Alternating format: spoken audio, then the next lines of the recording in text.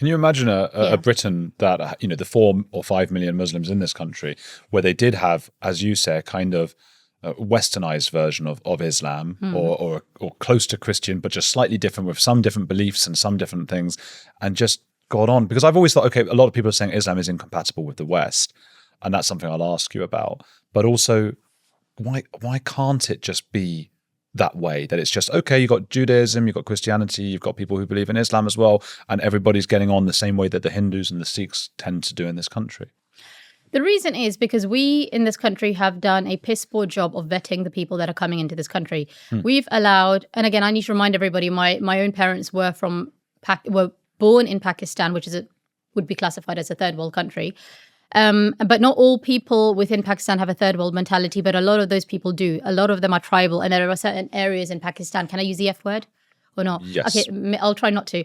There are certain areas of Pakistan and certain places that you don't F with these people because they're dangerous.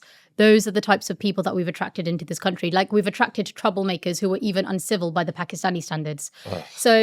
And we've invited all these people, and now they're inviting all their relatives and all that. And now you've got a massive bunch of people, which is a majority, which is incompatible because they were going to be troublemakers anyway. So what we've done in this country is when people from Pakistan came, their best didn't come.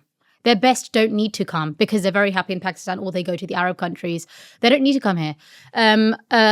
So what we've done is we've invited trouble, and then we're getting trouble, and then we're like surprised. Oh, why are we having trouble? Because you've invited the troublemakers. That's why. In Pakistan, then, is there a difference between the sort of people who are moderate Muslims? Are they then going, God, look at these bloody extremists as well we've got in our country?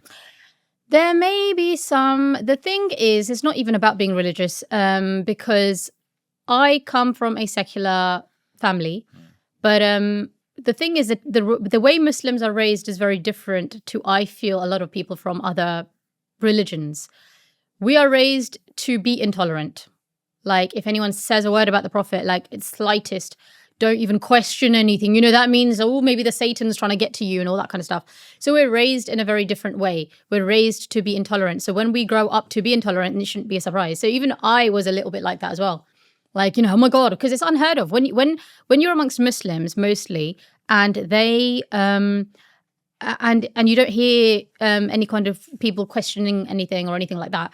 When you hear it for the first time, you're thinking, whoa, blasphemy. Even if it's not blasphemy, you hear blasphemy because you've been trained to hear it. It's like a visceral, it's a feeling, isn't it? Yeah, I know that you feel like someone said the wrong thing. It's you get that in politics as well. Someone says transphobe or the opposite, and you actually feel it, don't you? You've been trained to be triggered. Yeah. And then you are easily triggered. The problem, again, I have is fine. If that's the way you want to live, there are so many Muslim countries who have those values, who have that culture. Why not go there? Why stay here? The real thing that really annoys me is when these people are living here. They're coming here, literally dying to come here. And once they're here, they're complaining. Ooh, Western culture is so bad and it's so satanic. Oh, like no one's doing any sins in Muslim countries. There's Bacha Bazi, which I'm not sure whether you know about, which happens in Pakistan and Afghanistan, which is absolutely disgusting. It's essentially pedophilia. And it's cultural, where the children in certain areas in Pakistan and Afghanistan are taken. The boys, the young boys, are called dancing boys. You may have seen or heard of documentary. Exactly. So, I mean, in my mind, that's pretty un-Islamic, right? So that's Pakistan as well. I knew that was Afghanistan. But yeah, Pakistan and Afghanistan. And they're bordering each other as well. Oh, right. How common? I'm not sure how common it is. I've seen boys in every single bus in Pakistan when I've gone. The last time I went to Pakistan was like 8 years ago.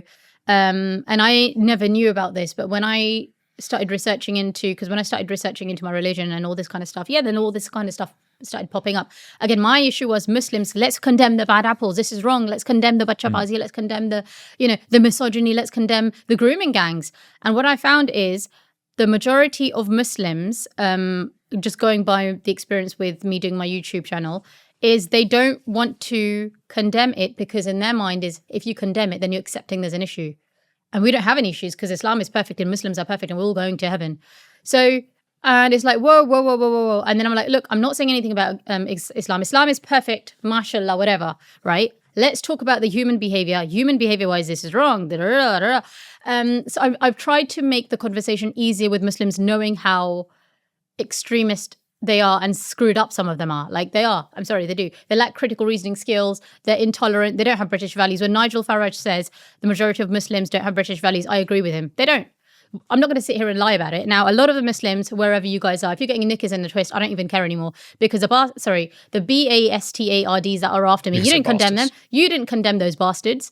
You were condemning me for condemning the bad apples. All I said is, I keep saying in every single video, I say this all the time, my viewers and my subscribers will know, I give my opinion only. My opinion is not fact and can change over time. I say that all the time.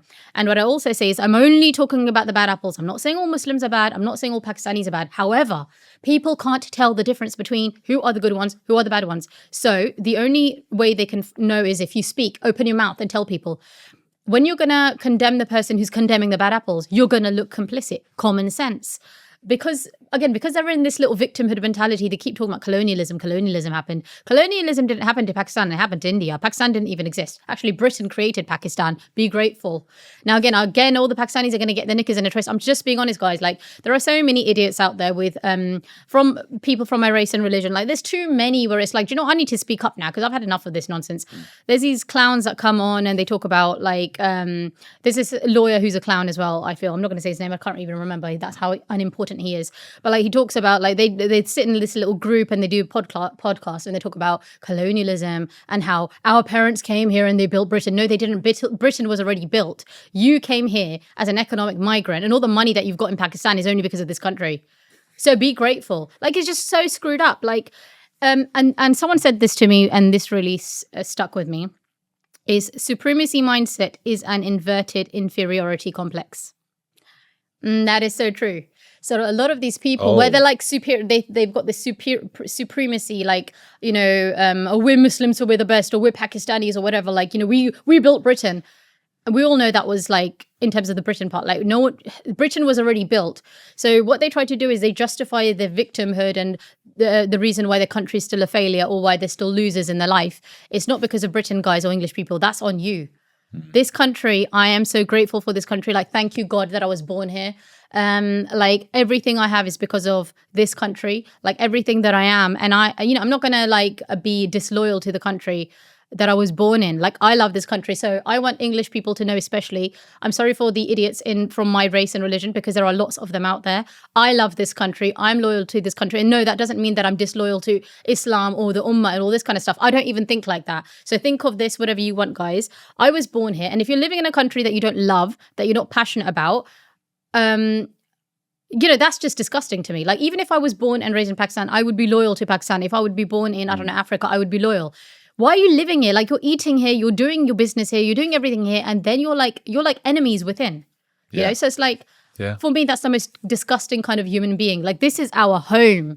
Our home is not just a house we live in. It's not just the street we live on. It's not just the town. It's the country. This country is all we have. Stop trying to mess this country up. And if you love Pakistan so much, go back to Pakistan.